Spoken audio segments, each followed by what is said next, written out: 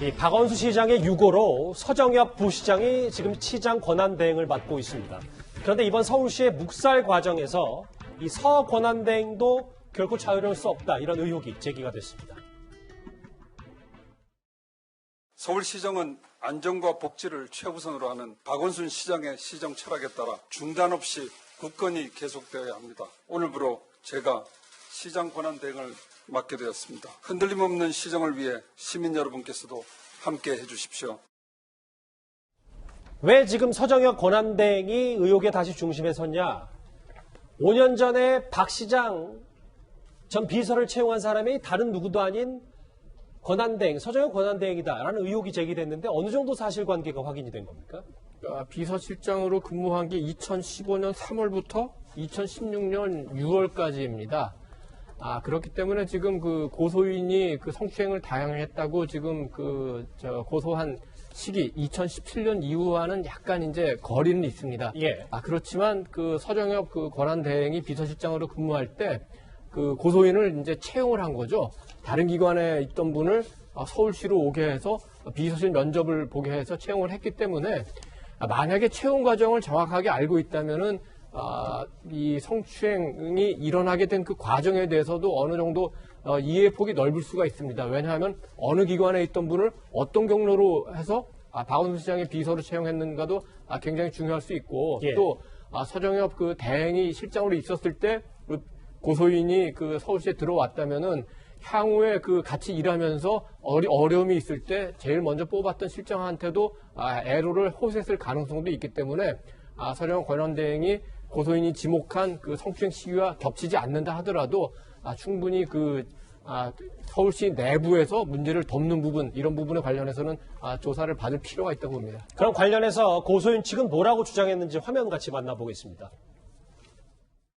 피해자는 공무원으로 임용이 되어서 서울시청이 아닌 다른 기관에서 근무하던 중이었는데 어느 날 오전 서울시청의 전화 연락을 받고 그날 오후 시장실 면접을 보게 되었습니다. 그리고 비서실 근무하라는 통보를 받아서 서울시장 근무실에서 4년여 기간 동안 비서로 근무를 하게 됐습니다. 피해자는 시장 비서직으로 지원을 한 사실이 없었습니다. 그런데 서울시 얘기는 좀 달라서요. 김종욱 교수님. 채용 절차에는 전혀 문제가 없다. 오늘 이렇게 밝혔거든요.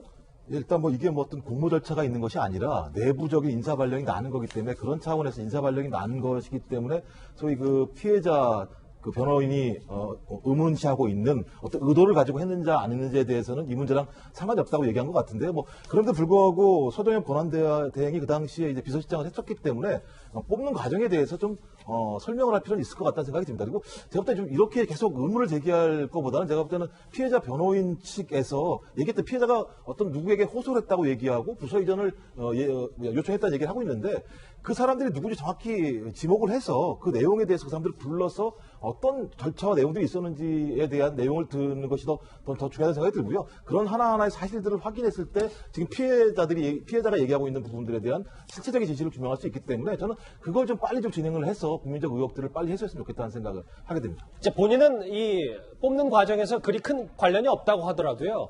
고소인이 서울시 측에 본인의 성추행 사실에 도움을 요청했지만 내부에서 방조하고 묵살했다는 점, 이 부분에 대해서는 자유로울 수 없을 수도 있습니다. 서울시 내부에 도움을 요청했으나 시장은 그럴 사람이 아니라며 시장의 단순한 실수로 받아들이라고 하거나 비서의 업무는 시장의 심기를 보조하는 역할이자 노동으로 일컫거나 피해를 사소하는 등의 반응이 이어져서 더 이상 피해가 있다는 말조차 할 수 없는 상황이었습니다. 내용을 좀 종합해보면 오늘 서울시의 해명과 설명처럼 서정엽 권한대행, 이제 앞으로 서울시 시정을 이끌 이 서정엽 권한대행이 아예 책임에서 자유로울 수 없지 않냐라는 의혹 분명히 나올 수 있을 것 같습니다. 그렇죠. 제가 보기에는 아마 서울시에서 있는 간부들 중에 가장 책임이 큰 사람인 것 같아요. 왜냐면은 박원순 시장이 시장으로 있을 때 지금 여기 있는 피해 고소인이 지금 처음부터 이 피해를 당했다고 하는 때가 이제 2015년부터 2019년까지 4년 정도입니다. 근데 예. 거기에서 그때 당시에 뭐를 했느냐? 바로 비서실장을 했어요. 근데 자기 자신이 이런 피해를 입었을 때 여러 차례 서울시에다가 얘기를 했다. 그랬는데도 이것이 묵살되고 은폐됐다 얘기를 하거든요. 근데 그 당사자가 누구일 것인가 많이 생각을 해보면 결국 비서실장이 비서실 내부에서 얘기가 나왔다면은 누가 그걸 처음으로 들었더라도 물론 이제 여성한테 가장 먼저는 얘기했을 텐데 그렇더라도 비서실장한테 들어가지 않을 수가 없는 상황이에요. 근데 그거를 만약에 묵살했다 그러면 묵살의 최종 책임자가 비서실장이 될 수밖에 없는 거예요. 이분이 지금 현재 행정부 시장을 해가지고 현재 서울시장 권한대행이 됐어요. 그런데 지금 문제가 뭐냐? 예.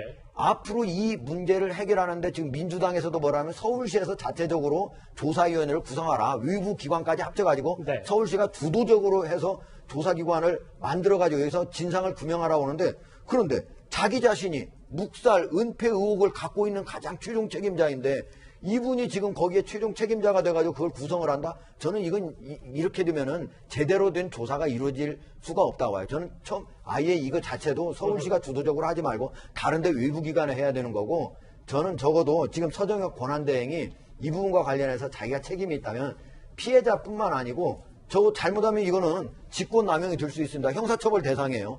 이 조사가 들어갈 대상이기 때문에 반드시 이 부분을 제대로 밝혀야 된다고 봅니다. 서정엽 권한대행을 비롯해서 흔히 말하는 서울시청 6층 사람들은요. 박원순 전 시장이 선거 이후에 데리고 들어온 별정직 공무원들입니다. 안철수 대표가 2년 전 지방선거 당시에 6층 권력을 이렇게 비판하기도 했었습니다.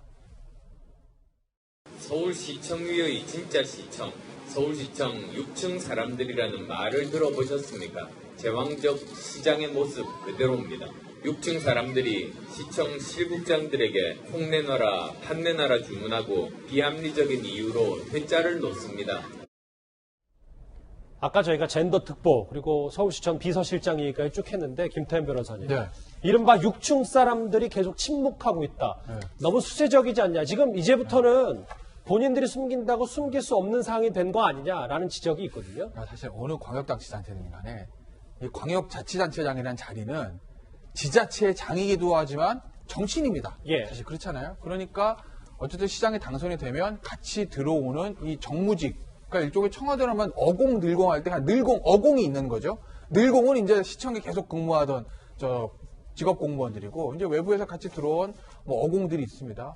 근데 그런 사람들이 이제 시장에 어떤 특보를 하면서 시장 비서실에 근무하면서 시장의 최측으로 활동을 하는 건데 뭐 문제는 어쨌든 그것도 통상적인 업무고 법상 올 수 있는 자리들이기 때문에 뭐 6층에 저 박원순 시장의 측근들이 있어서 비서실에 있었다, 특보를 있었다, 그걸 저는 문제 삼을 수 없다고 봅니다. 그 어느 광역단체장이나 마찬가지일 거예요. 문제는 이 시장의 최측근들이 예를 들어서 그 저 피해자의 어떤 피해 호소에 대해서 좀 묵살을 했다든지 가정입니다. 묵살을 했다든지 시장에게 그런 부분에 대해 문제 제기를 전혀 하지 않았다든지 피해자의 어떤 문제에 대해서 뭐 대충 처리를 했다든지 이러면 진짜 이게 문제가 되는 것이거든요. 그러니 제가 오늘 계속 똑같은 얘기 드리지만 예. 본인들이 모셨던 시장이잖아요. 그럼 지금이라도 시장의 명예를 회복하는 게 뭘까요? 그냥 입 다물고 있는 걸까요? 차라리 만약에 시장에 잘못한 일이 있다면 그거 피해자에게 용서를 구하고 털고 가는 게 훨씬 나은 건 아닐까요? 그런 생각들을 정말 시장을 모셨던 시장의 측근이고 특보라면 한 번쯤은 해볼 필요가 있다. 지금 입 닫고 귀 막고 모르겠습니다라고 하는 게 능사는 아니다라는 거죠. 저희가 지금부터 뉴스탑10 이제 중반부부터 집중적으로 이 얘기를 해봤어요. 첫 번째가 가장 중요한 크게 두 가지로 나누잖아요. 어떻게 박 전 시장이 본인의 고소 사실을 알게 됐는지. 두 번째, 서울시는 왜 묵살할 수밖에 없었는지 크게 두 가지로 좀 나눠봤습니다. 다음 주에 이제 정치권으로 가보겠습니다.